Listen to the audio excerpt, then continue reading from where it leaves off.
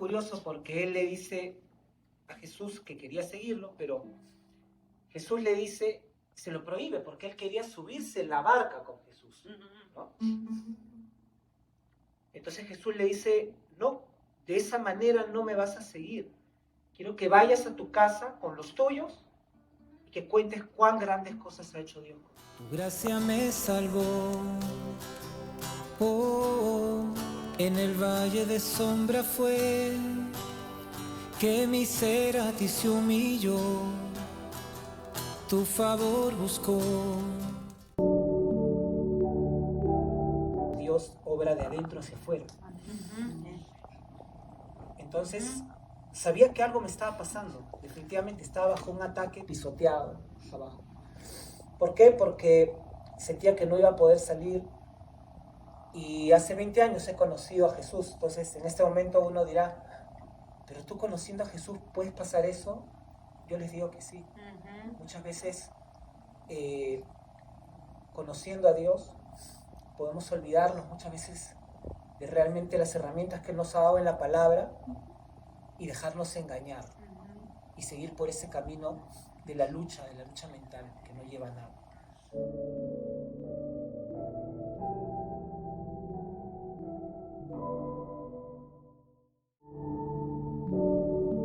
Lo que me ocurrió es importante contarlo porque pueden haber personas que también hayan pasado por lo mismo. Y para entender un poco lo que a mí me pasó, quiero salirme de mí y contarles como una pequeña historia. Este era un hombre que se llamaba Benjamín, que tenía una vida normal hasta sus 50 años, aparentemente normal, pero que él tenía un tema cuando olía el ajo. Un día llegó a su casa y estaba su esposa cocinando y preparándole algo por su cumpleaños, y él apenas entró, sintió ese aroma de ajo, y no sabe por qué, pero le comenzó a entrar sentimientos horribles. ¿De qué? De miedo. Primero sintió mucho miedo, después sintió ansiedad, decía, no, pero ¿por qué has hecho esta fiesta? ¿Por qué has preparado esto para mi cumpleaños sin avisarme? Se comenzó a poner muy ansioso. Y después su esposa, que con toda buena intención le quería hacer una comida por su cumpleaños, simplemente le dijo, bueno, no hay problema, se fue al cuarto a llorar, porque se lo había hecho con toda la buena intención. Y el hombre después fue al cuarto a buscarla y le dijo, discúlpame, ¿no? No quería hacer que te sientas mal, sé que tienes buena intención. Comenzó a sentirse culpable. Miren todos los sentimientos, tenía miedo, angustia, culpa. Pero finalmente su esposa dijo, no te preocupes, mejor ya lo dejamos así. Y que sintió odio, comenzó a sentir odio, cólera. Toda una maraña de sentimientos horribles, ¿no? Él se tiró al piso un día y dijo, Señor, ¿qué me pasa? ¿Por qué cuando siento ese aroma me vienen todas estas cosas raras? Todo este miedo, esta ansiedad, esta culpa, este odio. ¿Por qué?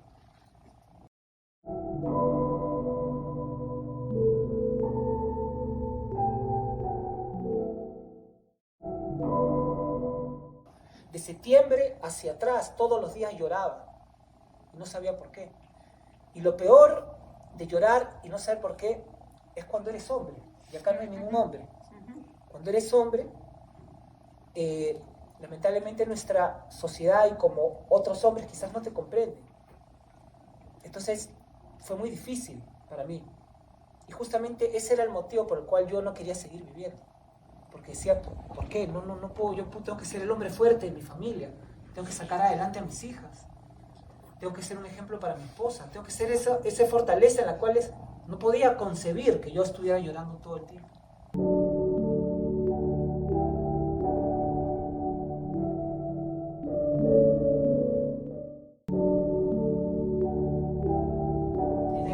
Tuve pensamientos destructivos y como dice Mateo 25, es como que descendió lluvia, vinieron ríos, soplaron vientos.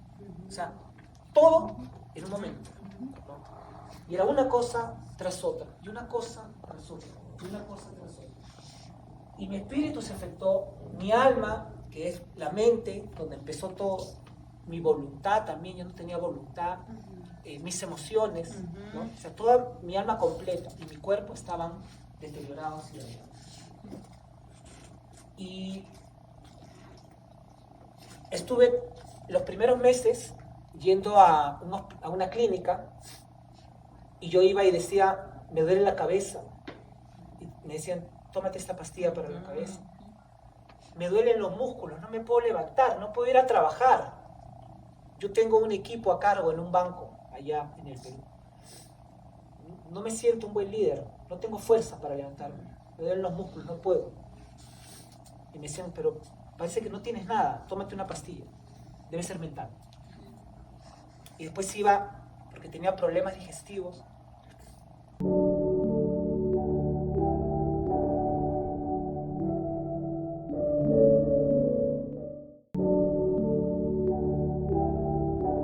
Y me dijeron, tu intestino ha estado tan dañado por esos meses en los cuales estuve con esos pensamientos tan destructivos, que la pared de mi intestino se comenzó a dañar, a hacer una herida.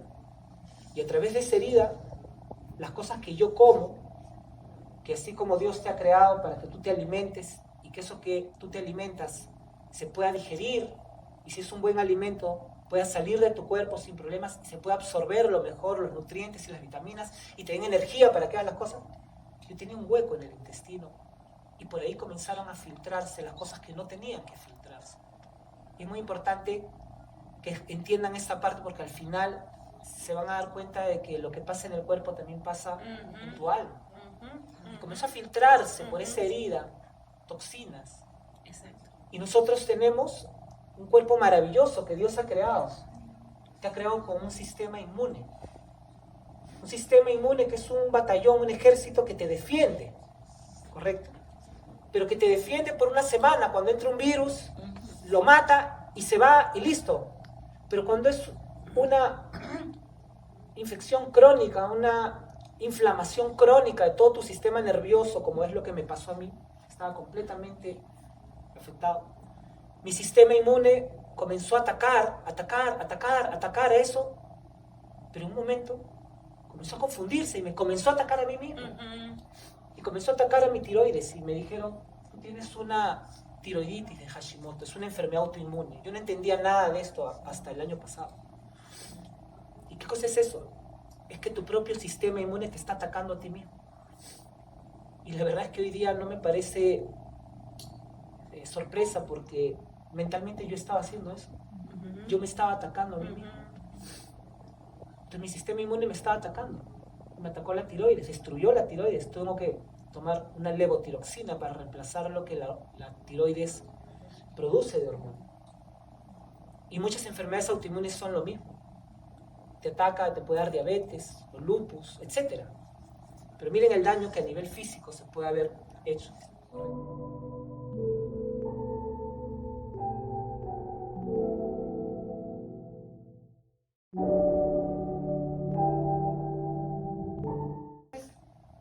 Iba todo el año a clínicas y eso me deterioró más. Y hubo un momento en el que yo dije, Señor, ya no puedo. Y comencé a pedir ayuda. Después de 6 meses comencé a pedir ayuda. Pero los primeros meses estuve callado. Lo llevé en silencio. Solamente a mi esposa se daba cuenta, porque evidentemente mi casa comenzó a afectarse. Y yo comencé desesperadamente a pedir ayuda a Dios. Y decirle, Señor, ya no puedo más. Ayúdame.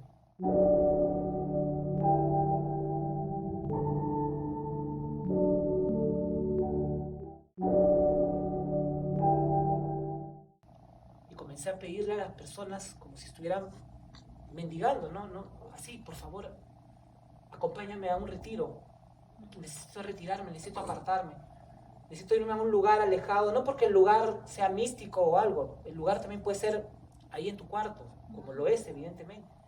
Pero quería apartarme un rato de mi familia, de mi trabajo, un tiempo para buscar a Dios, para entender qué me estaba pasando, y si realmente Dios me quería llevar, pues listo, aceptarlo.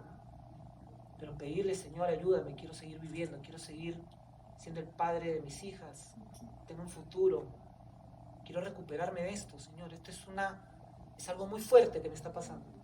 Entonces, un amigo, un pastor, que varias semanas yo lo llamaba, y tenía cosas que hacer, evidentemente, pero sé que Dios puso en su corazón acompañarme, y un día dedicó todo su día entero para decirme, Roger, vamos, y llevó su guitarra, y me dijo, vamos, hay un sitio alejado de Lima, donde hay comunidades cristianas que van a orar. Vamos ahí, vamos a orar. Y me dijo probablemente lo mismo que me dijo Carla ayer. Acá no hay mucho protocolo porque el Espíritu Santo es el que va a fluir. Y exactamente lo mismo me dijo. Yo no tengo algo armado, un protocolo, un programa, no. Vamos y que el Espíritu Santo te pueda tocar. Y cuando subimos a ese cerro, yo me arrodillé en el cerro, me ensucié completamente.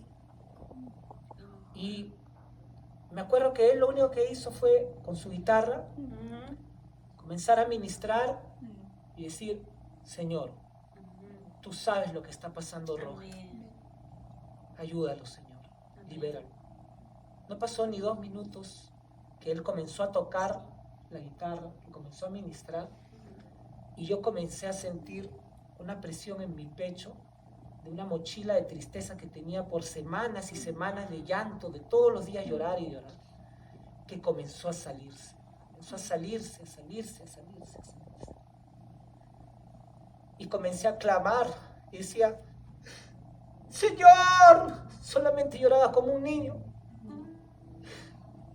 Y comencé a clamar, y cuando comencé a clamar, comencé a sacudirme. Y él solamente tocaba su guitarra nomás y alababa. Y comencé a sacudirme y comencé a clamar como un niño, como un bebito, como un bebé. Nunca en mi vida me había pasado. Comencé a gritar como si algo me estuviera liberando, y me estaba liberando. Realmente me estaba, lo que yo digo, quitando la primera cadena. La cadena de la depresión, la cadena de la tristeza profunda.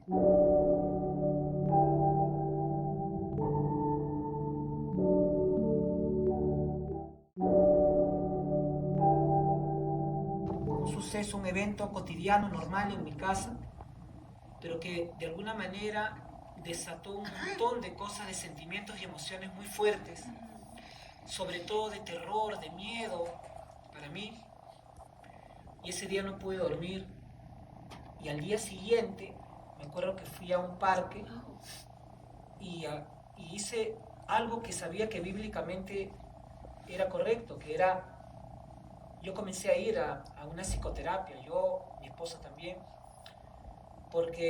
y era un psicólogo cristiano, porque quería una ayuda profesional para entender qué pasaba en mi mente, pero a la misma vez que también fuera cristiano para que entiendan mis creencias. Pero yo razoné y dije, si ustedes tuvieran una máquina, un equipo, y se les malogra, y ustedes les dicen, hay un especialista muy bueno en arreglar ese equipo, pero ustedes saben que tienen contacto con el fabricante, ¿podrían ir donde el fabricante? Yo dije, sí, Señor, hay otras personas que pueden saber, estudian qué pasa en la mente, pero tú me has creado. Tú sabes qué me está pasando, qué está pasando en mi mente. Ayúdame a entenderlo. Entonces nuevamente me arrodillé ese día en un parque y le comencé a decir una oración desafiante, no malcriada, no irrespetuosa, pero sí bastante desafiante, de retar a Dios a que me pueda responder, demostrándole que yo creía que Él me había creado y que Él sabía qué me estaba pasando. Él hizo mi mente, todo mi sistema nervioso, o sea, sabe qué cosa puede pasar. Y comencé a decirle, Señor, si yo tuviera a mi hija, y dije, acá están justo mis hijas, ¿no? Si yo tuviera a mi hija y supiera qué le está pasando, porque sé que está mal, y yo supiera qué le está pasando, yo le diría, le digo. Y comencé a golpear el suelo y dije, yo le diría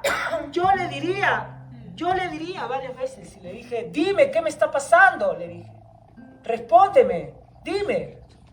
Y me quedé ahí, llorando, de frustración, de no entender estos ataques en la mente. Porque si bien es cierto, ya la depresión se había ido, mi espíritu estaba tranquilo, ya la tristeza se había ido, pero esos ataques venían nuevamente y no sabía cómo enfrentarlos, aunque evidentemente sabía que la respuesta estaba en la palabra, pero ¿por qué me estaba dejando engañar tanto?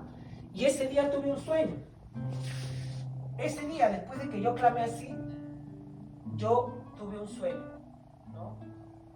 Y yo, basándome en Génesis 32:26, le dijo, déjame porque raya el alba, y Jacob le respondió, no te dejaré si no me bendices. Yo me puse así ese día, en el suelo. Y yo les puedo decir lo mismo, si hay un momento en el que estás desesperado, no tienes por qué tener temor de acercarte a tu Creador. Él no te va a rechazar. Él al contrario dice que está gustoso de que nosotros nos acerquemos y le pidamos que Él nos pueda restaurar, que nos pueda sanar.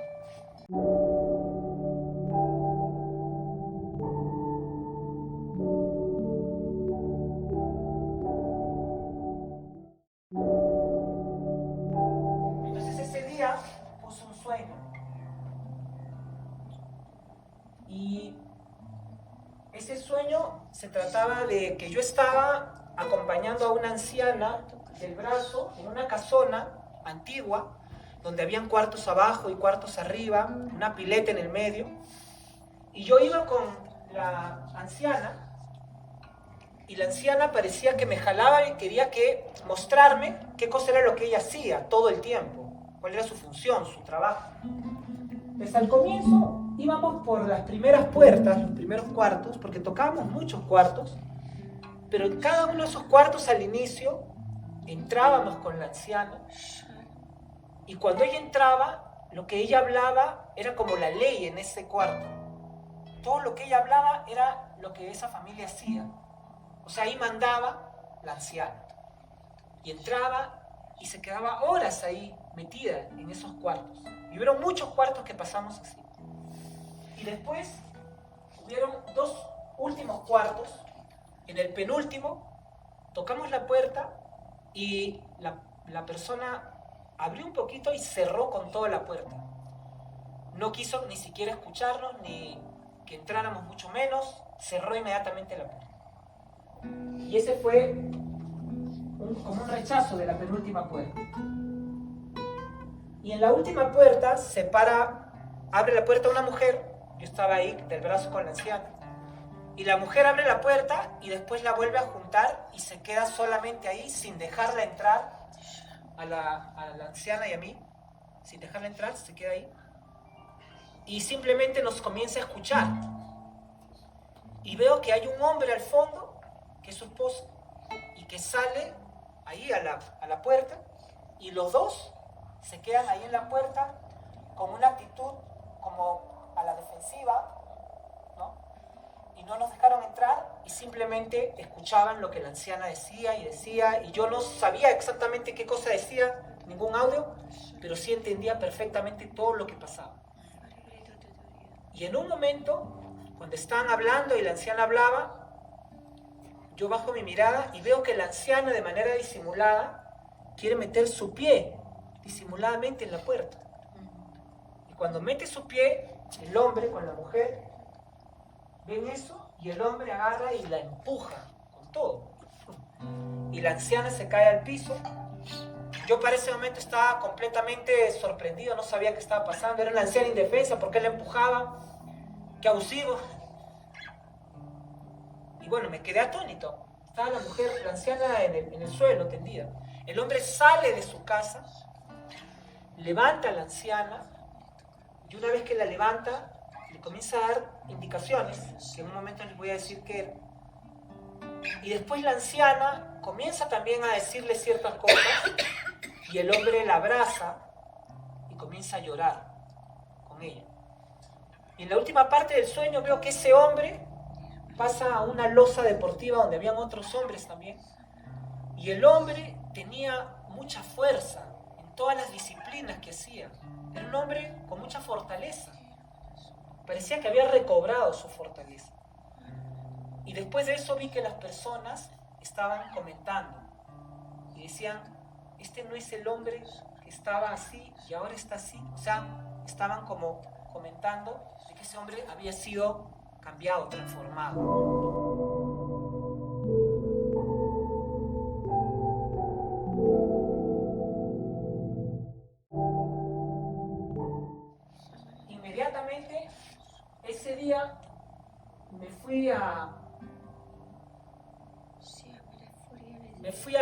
ese día estábamos en mi casa, fuera de Lima, con mi familia. Eran las 5 de la mañana, me levanté, nunca en mi vida había tenido un sueño como ese. Tan estructurado. Y justo después del día anterior en el que yo dije, Señor, tú me tienes que responder, ¿qué me pasa? ¿Qué le pasa a mi mente? Todo esto es en el campo mental. Entonces me fui a un mirador, que hay un cerro por ahí por mi casa. Puse unas alabanzas. Señor, ¿qué es este sueño tan extraño? Tú me has respondido, ¿qué cosa es? Ayúdame a interpretarlo. Y apenas comencé a alabar, comenzaron a venir a mi mente 5 escenas muy intactas en la imagen de mi infancia, de traumas de mi infancia. Y esas escenas, cada una de ellas tenía emociones que estaban ahí, que acompañaban cada una de esas escenas. En una de esas escenas, por ejemplo, había mucho miedo, culpa, terror, pánico, paralización. Me quedaba paralizado, aterrorizado. Y así con otras escenas. Y ese día comencé a darme cuenta de lo que Dios me estaba mostrando, porque cada una de esas escenas tenía algo en común con cosas que me estaban pasando hoy en día, en mi casa. Y que todas las peleas que yo estaba teniendo, principalmente con mi esposa, estaban relacionadas con cada uno de esos eventos en mi niñez. Pero yo no me daba cuenta, porque había ciertos elementos en común que me hacían ir a ese lugar. Es como si yo le sacara el seguro a una granada y explotara, y me llevara nuevamente a ese momento y yo perdiera la conciencia y me transformara y me dominaba esos pensamientos. Entonces comencé a darme cuenta de que esto tenía que ver con mi pasado. Y después, con la ayuda de Dios, cuando le conté a este psicólogo cristiano, mira lo que me ha pasado, esto tiene que ver con mi pasado.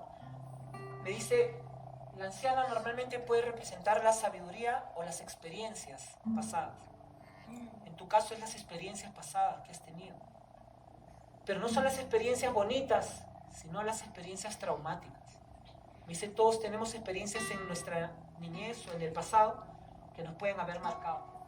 Y esa anciana representaba eso, esos traumas, esos sentimientos, esos sufrimientos que yo tuve de niño, que podemos tener todos. Pero, como dice Lucas 8:17, no hay nada oculto que no haya de ser manifestado, ni escondido que no haya de ser conocido, ni de salir a la luz. Y me comencé a dar cuenta de que esa anciana me acompañaba. ¿Por qué? Porque esos recuerdos de mi infancia habían estado entrando en cada uno de esos cuartos, y esos cuartos son los pasajes de tu vida, en los cuales has dejado que esos recuerdos, esos traumas, esas emociones se metan y dominen tu casa, y que tú de repente le grites a tu hijo, pero en realidad no le estás gritando a tu hijo. En realidad es lo que la muralla, la coraza que tú te pusiste porque tu padre te gritaba a ti. Y tú querías de repente contestarle a tu padre, y por eso le estás gritando a tu hijo. Y esa anciana se metía en todos los cuartos, en todas las etapas de mi vida. Y habían cuartos abajo, cuartos arriba. Esa casona era muy antigua. O sea, eso mismo viene de atrás, incluso no solamente de ti, de tus padres, de tus abuelos. Y si no lo cortas, va a seguir a tus hijos y a los que sigan. Entonces, en todos esos cuartos me hizo ver que yo dejaba que esa anciana se meta. Y a lo largo de muchos años en mi vida, sin darme cuenta, todas esas cosas que yo pasé de niño se metían y me robaban el gozo, me robaban la libertad, deterioraban mi matrimonio, no me permitían ser la persona que Dios quería que sea. Y es curioso los dos últimos cuartos, porque el último cuarto abrió la puerta y cerró. ¿Qué significa? Que esa familia, esa persona ya había identificado su pasado que se estaba metiendo, pero no lo quiso enfrentar. Simplemente cerró la puerta. Y son las personas que pueden reprimir. Esas personas que piensan que esto me pasó, pero eso ya está olvidado, está enterrado. eso no está enterrado. Tú piensas que está enterrado, pero de alguna u otra manera va a salir. Y con las personas que más amas, a esas personas puedes herir si no vas y enfrentas, como fue el último cuarto, que fue la respuesta de Dios realmente para mí y para todas las personas a las que yo les pueda contar este testimonio. Ese penúltimo cuarto, cuando la persona reprime, de alguna manera va a salir eso. Puede salir con vicios, puede salir con adicciones, puede salir con la procrastinación, que ahora le dicen. Que sabes que tienes que hacer cosas y no las haces. Sabes que hay algo que tienes que hacer y te llenas de actividades para no hacerlo porque tienes miedo de enfrentarlo.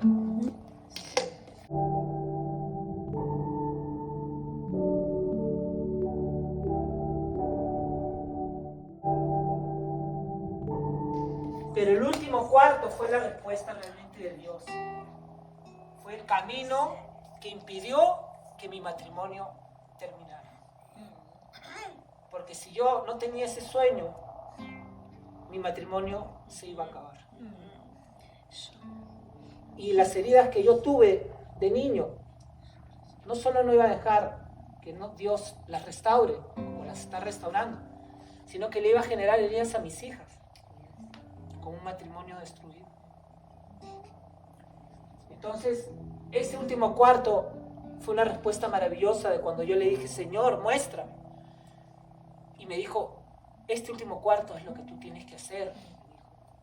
Esa mujer abrió la puerta a su pasado, lo miró, a su niñez, a ese padre que pudo gritarle, a ese padre que quizás la abandonó, o a esa madre que quizás le hizo daño con sus palabras, o quizás cuando alguien abusó de esa persona, le abrió la puerta. No la dejó entrar a su casa, porque esa mujer con su esposo en algún momento se dieron cuenta que esa anciana, que ese pasado estuvo entrando siempre y estuvo a punto de destruir su matrimonio. Ellos se dieron cuenta y se arrepintieron, porque es lo que uno tiene que hacer. Una vez que identificas que tu pasado está ahí, que fue el que se estaba metiendo, ese es un antes y un después. Cuando ya lo has identificado, tienes que arrepentirte y tienes que decir, Señor, perdóname porque yo he creído, he dejado que esto me domine, he dejado que esto se meta a mi matrimonio, he dejado que esto se meta a mi casa. Perdóname, Señor. Y ahí es donde viene la siguiente parte de cómo Dios te da su palabra, porque es la única manera en la que tú puedes sacar ese engaño, porque existe un engaño. Y muchas veces caemos porque no nos damos cuenta, porque es inconsciente, porque así funciona la mente. Pero ahí entra un enemigo a tallar. Porque ojo, la anciana no es el enemigo, la anciana es una mensajera que te trae, es tu memoria que te trae todas esas cosas del pasado. Pero no es el enemigo. Pero todo este escenario sí lo aprovecha un enemigo, que tiene que ser desenmascarado.